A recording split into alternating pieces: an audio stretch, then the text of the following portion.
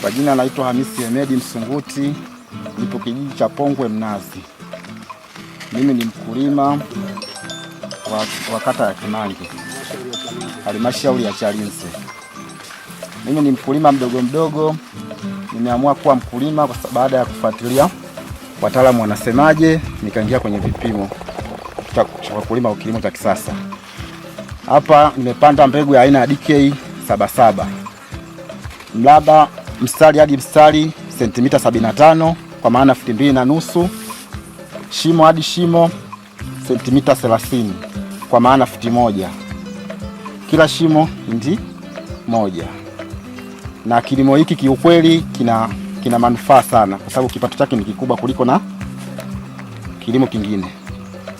Kwa sababu ni mwaka jana nimelima mbegu hizi za kisasa eka moja nikapata gunia 25 ambazo kwa hali ya kawaida mbegu zetu za kawaida huwezi ukapata gunia hizi.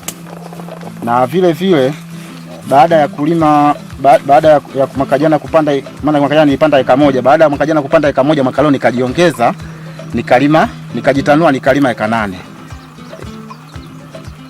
Eka 8 zote hizo nimepanda mbegu ya kisasa kwa vipimo hivyo ambavyo mstari hadi mstari sentimita 75 kwa maana futi 2.5. Shimo hadi shimo sentimita 30 kwa maana futi 1. Kwa hiyo kwa upandaji huu kila eka moja ina maana unanipa miche isiyopungua 17 na pointi zake, lakini haisipungui 17. Kwa maana hiyo, kwa kuwa mwaka jana nilifanya tafiti, debe moja linatoka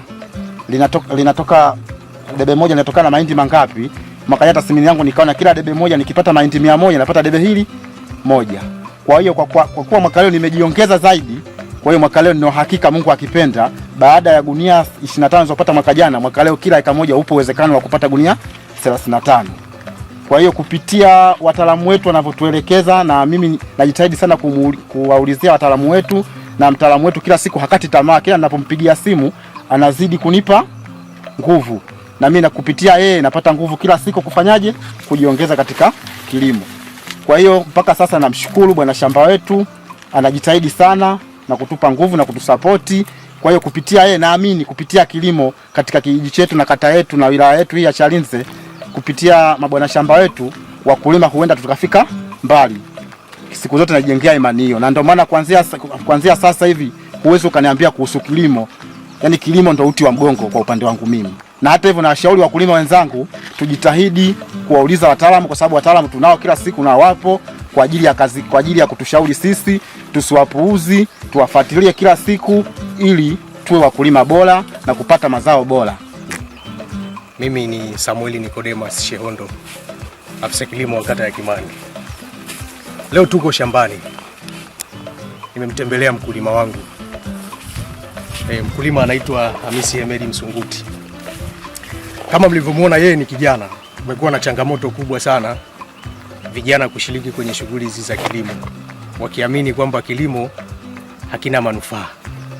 Na tumekuwa na wakati mgumu sana ni namna gani tunaweza kuwaaminisha wakulima wetu hizi mbinu za kitaalamu, mbinu bora.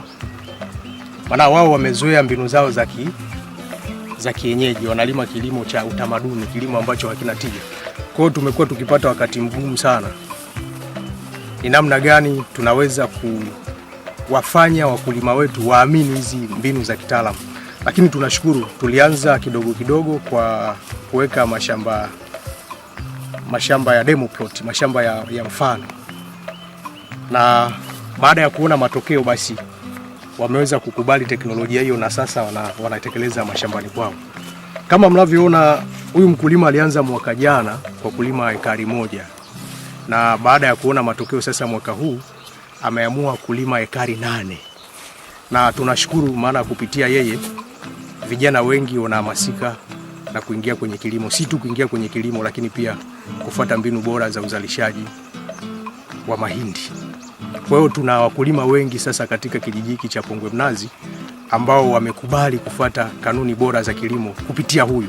Mwanzoni walikuwa wakimcheka wakiona kama hayatazaa, kwa sababu wao wamezoea kupanda kutoka 21 mpaka lingine walikuwa wanapanda sentimita 90, lakini walikuwa wakiweka mbegu zaidi ya 1. Kwa hiyo huyu wakati anatekeleza hizi mbinu bora za kilimo, ikiwa ni pamoja na kupanda punje moja kwa sentimita 30 kwa 75, walikuwa wakifikiri kwamba hayatazaa, lakini pia walikuwa wakimcheka kwamba kazi yao anayoifanya ni ngumu na haitakuwa na matokeo. Lakini sasa tunashukuru kupitia yeye tumeona kuna mwamko mkubwa na vijana wengi wameamua kuingia kwenye kilimo kwa sababu ya matokeo ambayo wanayaona. Ni ngumu sana na haijawahi kutokea kwa huku kwetu kupata gunia 20 zaidi ya 25 kwenye ekari moja. Lakini sasa hilo si la kuuliza tena Pongwe Mnazi, kwa sababu wakulima wanafanya na wanaona hayo matokeo. Mimi kwa majina naitwa Samuel Manuel Njejo, ni afisa kilimo, natokea ofisi ya mkurugenzi Chalinze.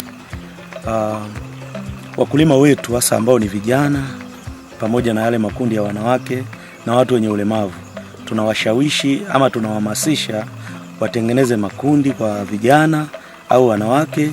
Wakishatengeneza kundi, kupitia maafisa maendeleo tunatengeneza katiba ambayo ile itawawezesha kupata ile mikopo ya 10% kutoka halmashauri. Lengo ni kwamba ile mikopo watakapopata itawasaidia yani itawasaidia kuongeza shughuli zao za kilimo, lakini pia uzalishaji pamoja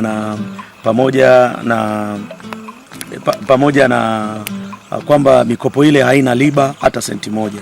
Kwa hiyo hicho ndicho ambacho tunawashawishi wakulima wetu kupitia kutengeneza vikundi kama vijana na wale wengine ambao ni wanawake, vikundi vya wanawake kupata mikopo ya 10%. Lakini pia tunaendelea kutoa hamasa kwa wakulima wetu. Kuna mambo ambayo tunawashauri.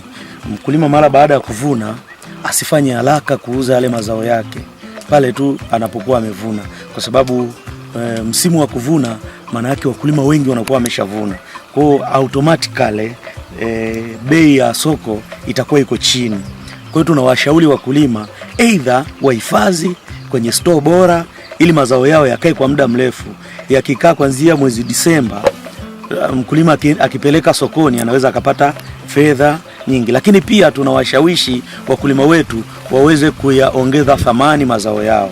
Mfano kwa mahindi, baada ya kuwa amevuna anaweza akachakata kapata unga kwa ajili ya chakula. Unajua kisha chakata ukapata unga, ule unga unaweza kukaa muda mrefu zaidi. Kwa hiyo tunawashawishi pia wakulima kupitia vikundi vyao mbalimbali wawe na mashine zao za umoja, ambazo hizo mashine inawezekana zikawasaidia kuchakata, tunasema wakaongeza mnyororo wa thamani kwenye zao lao. Baada ya kuuza mahindi tu wakaja kuuza unga, na unga na uhakika kisha kuja kuchakata unaweza kukaa muda mrefu zaidi bila uharibifu. Pamoja na hiyo, kuna vyakula vya mifugo ambavyo kwa sasa imekuwa ni dili sana.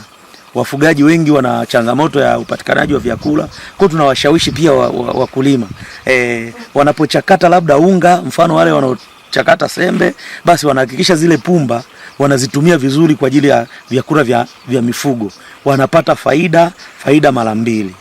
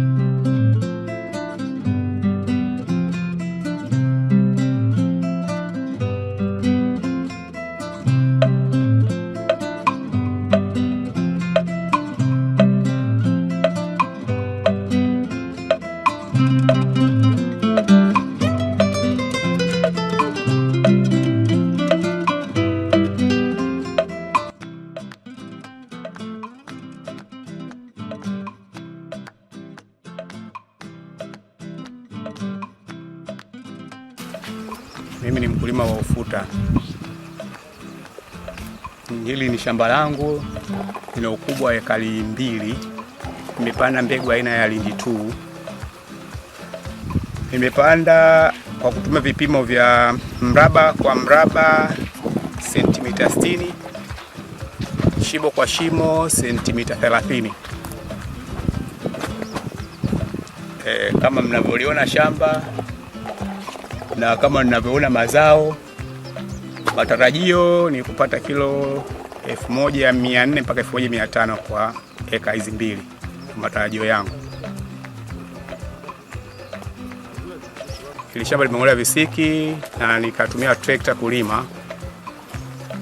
Kwa hiyo baada ya hapo ndo nikapanda kutumia kamba tu, kilimo cha kawaida, hizi kamba na wapiga mashimo wa kawaida kwa vipimo kama nilivyosema awali, sentimita 60 kwa 60 kwa mraba na shimo kwa shimo ni sentimita 30.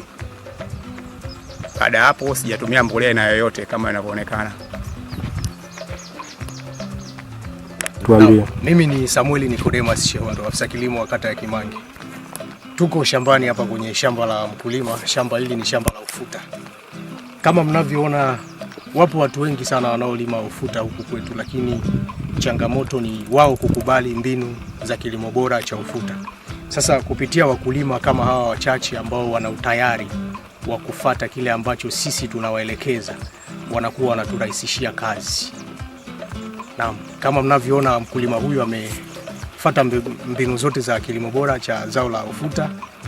Kwanza alifanya maandalizi mapema, lakini pia alipanda mbegu sahihi. Hii mbegu ni mbegu nzuri kabisa, ni mbegu improved aina ya Lindi 2. Na ameipalilia kwa wakati na pia alipanda kwa wakati. Matarajio yake hapa ni makubwa kama ambavyo shamba linaonekana. Ni tofauti na yale mashamba ambayo yamepandwa tu kwa mfumo ambao ni ule wa kienyeji.